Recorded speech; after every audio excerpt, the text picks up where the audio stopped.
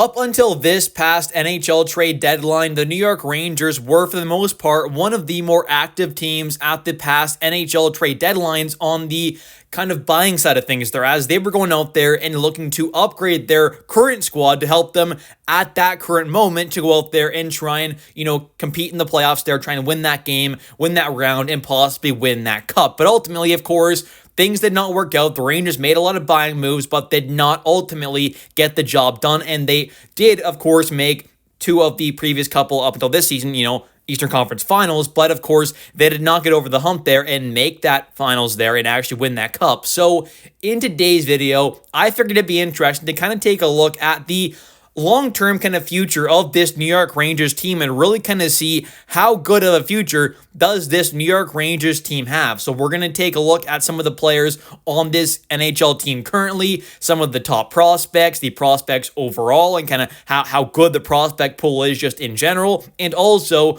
we're going to kind of take a look at the kind of draft capital situation as well. So let's start off here by taking a look at the New York Rangers kind of NHL players right now that could be a part of the longer term future of this team. And then we'll take a look at the prospects and kind of pick situation after that. But for the forward side of things there are a few definitely kind of longer-term potential players on the forward side of things at the NHL level right now for the Rangers. First off, you got Alexis Lafreniere, who signed that big extension last season, a 7-year deal with a cap hit of $7.45 million. Lafreniere can play left or right side, either wing, which is nice there. He's also quite physical, is, I would say, like an above average, you could say, defensive overall kind of winger. So I think in general, he has a pretty solid kind of all-around game for the most part there. And I do think if he can kind of get back on track there with his offensive game and just kind of contribute around what I think he can possibly do, which is around that kind of point per game level, this contract, in the future will definitely not look bad at all. I think all around he's a pretty solid player,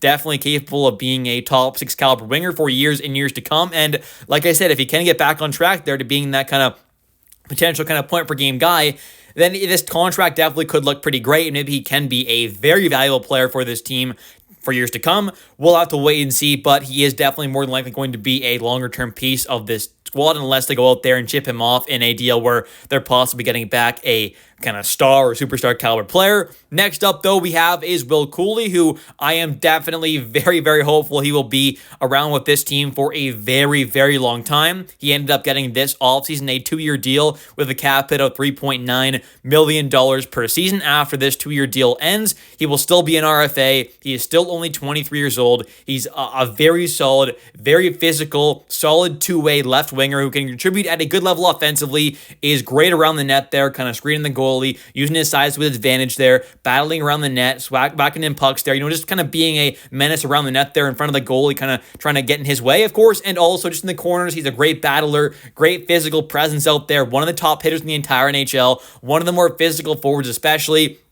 He's also I would say, plus defensive winger as well, because he's a very solid penalty killer, just an all-around very good player. Like, there's not one area of his game that's not, like, at least kind of decent. It's just kind of all around. He is just such a great player defensively, offensively, physically. He brings it all, and I think with that all being said, and him still being 23, he definitely should be a very kind of long-term core piece of this squad. I think he is definitely going to be pretty important because you need these kind of players who can be, top 6 caliber kind of offensive wingers, but also they can be good defensively, can help kill penalties, but definitely will bring a lot of toughness, physicality, and some energy out there, which is always a big plus as well. So Lafreniere and Cuylle are definitely some solid kind of, wing pieces to kind of build on for the long-term future. But also on the NHL team right now, on the young side of things, you've got for some kind of bottom 6 or 4th line kind of forwards, you of course have Adam Edstrom and Matt Rempe. Both are still like 23 and 24. We know what they are, like 6'7", 6'8" forwards there.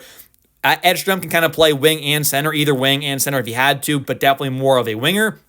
And Rempe is definitely more of a winger as well. But I think either way, these are two players who, especially Rempe, is going to be a 4th liner at the NHL level. Maybe Edstrom turns into a 3rd liner possibly because he does have a little more kind of offensive talent than I think a guy like Rempe for sure. But I think no matter what, these are going to be at least two good 4th line players to have for years to come. And with their kind of unique skill set there, with their incredible size there, of course, which you definitely can't teach, but they both also have a kind of unique energy to their game as well. They both bring a lot of toughness and physicality. So I think in general, with what they kind of bring there in the intangibles and, like I said, that energy, that toughness, the kind of just buzz they bring out there on the ice, I think is a big positive. So even right now, while they're not maybe kind of these refined, kind of completed out kind of players quite yet, I think they still can bring something kind of nice for right now, but also for the long-term future as well. If they can kind of round out their games and just become a little more kind of stable, I guess, and a little more kind of reliable in all zones, then I definitely think that can be some really good kind of long-term, maybe fourth-line players for this team. In the Edstrom's case, like I said,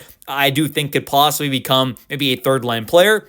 And although I do still consider Othmann, Berard, and Perreault all prospects, I will link them into this group here with the NHL players because they did feature at the NHL level, of course. And I think for all three of them, they are some of the kind of top prospects in the system right now. For the Rangers, especially Gabe Perreault, he is definitely the top prospect, the one with the highest upside, I would say. For guys like Berard and Othmann, I think their kind of upside is looking like kind of middle six forwards there. Maybe they end up becoming some kind of second line level talents. And then for someone like Perreault, I can have him potentially topping out at, of course, a true kind of top line level forward there, a true kind of superstar caliber player. Potentially, that kind of 100-point mark is definitely a possibility for him. So for Othmann and Berard, kind of middle six, second line kind of range there. And for a guy like Perreault, kind of top line or top six range. But I think all three of these players definitely can and very well could end up having a nice kind of impact on the long-term future of this team. And they're also some of the obviously more kind of NHL-ready prospects. So they're all three going to be competing for some spots for this upcoming season. And maybe a couple of them do make the team at a camp there, but I am guessing we'll probably only see potentially one of the three there actually make the NHL team to begin the upcoming season. But of course, injuries and other things can definitely change things. But that's just kind of my guess as of right now. But let's carry on to the defensive side of things here, where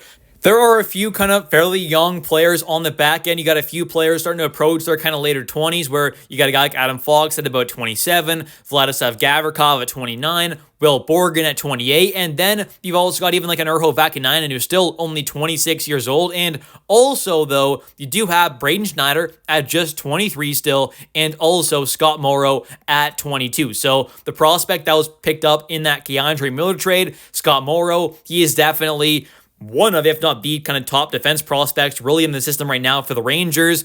He is still considered a prospect, but did have a good run with the AHL team for Carolina last season as well, but also with their NHL squad having a bit of sample size in the regular season and playoffs. So does have that pro experience there, even in the playoffs, had a decent kind of run with them, didn't do amazing in the playoffs there, but still, got that experience, which is nice. And him being a right-handed guy as well is just a bonus there because, for the most part, they are kind of more valuable in the NHL just in general. But I think there are a few kind of solid pieces here, Scott Morrow definitely has some top four kind of upside, it seems like. Same thing with a guy like Braden Schneider. I think both of them are capable of being, very good players for years and years to come, kind of long-term wise. I think Braden Schneider definitely is that more kind of tougher defensive kind of defenseman there, where a guy like Scott Morrow is a little more on that kind of offensive side, but it's not bad to have a good mixture of kind of both there. Of course, you've also got a guy like Matthew Robertson, who finally got a bit of a sample size after being a former second-round pick of the team from way back now. He's in his mid-20s now, 24 years old. He finally got a taste of the NHL level last season at the end of the season, so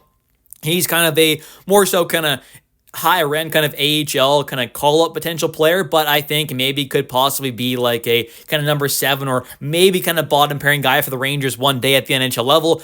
And now I kind of wanted to talk a bit about the prospect side of things here, and I'm not going to go into each individual kind of prospect and break down each one and kind of give you a scouting report on them. I just wanted to talk about the kind of overall prospect pool of the New York Rangers and just kind of talk about how good it is and how many kind of high-end, kind of upside defensemen or forward prospects, does this team actually have. And I'm going to be honest, there aren't a ton of players that I think really have that kind of true kind of like number 1 or number 2 kind of high-end caliber defenseman capability or the potential to be a kind of true high-end elite level kind of forward, right? I don't think this team has an abundance of those kind of players. I think on the forward side of things, if you're talking about who can potentially be a real kind of true high-end kind of top line level player, I'm not just talking about a kind of like, solid kind of middle six forward like a Alexi Lafreniere, who's I think is a solid top six forward. I'm talking about who can be a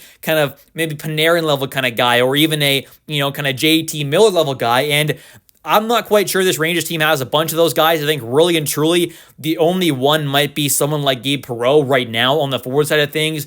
Maybe someone like Malcolm Spence can really kind of, take some massive steps up there. Maybe some other guys can as well. But for the most part there, I really only think there's kind of one true kind of high-end level forward prospect, and then some other kind of solid, maybe second-line kind of guys or top six caliber forwards, but not quite another kind of real elite level potential kind of forward other than Gabe Perreault. And then for the defensive side of things there, I really don't think there's any. Maybe there's a guy like EJ Emery who could maybe kind of figure something out there. Maybe a Scott Morrow can turn into a true kind of top pairing, high-end kind of guy. But if we're being honest, I think a guy like, for example, a Drew kind of Fortescue or even an EJ Emery, for example, right? I think these kind of prospects are more of, kind of maybe high rank kind of second pairing defensemen, top four caliber guys for sure, but I just don't think quite have that upside of being, true kind of elite level defensemen or kind of superstar caliber guys. So I think overall the prospect side of things there for the Rangers is definitely not quite at the kind of greatest level right now. I think a lot of other teams have a lot better kind of prospect pools and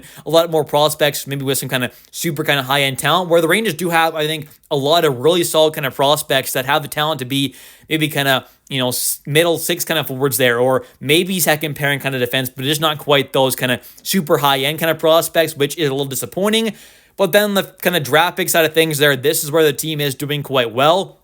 Especially considering, like I said, over the past kind of few trade deadlines, other than this past one, they have been pretty heavy buyers, and they did lose a lot of prospect capital and draft pick capital, but they've done a pretty good job at replenishing that by, obviously picking up, a first and a second round pick, for example, in that, trade that happened with Keandre Miller and sending him off to the Carolina Hurricanes. So now this team, for example, for this upcoming draft in 2026, they're only missing a fourth round pick. They have a first, second, third, fifth, and sixth, and seventh rounder, so only missing a fourth, and they also have an extra first rounder from, of course, that Keandre Miller trade for 2027. They're only missing a second and third, and then for 2028 and beyond, they have all their draft picks. So all we're missing, draft pick wise for the future is 2 fourths and a second, but this team also has on top of that an extra first. So really and truly, this team is kind of above even, you could say, I guess, for draft pick kind of value-wise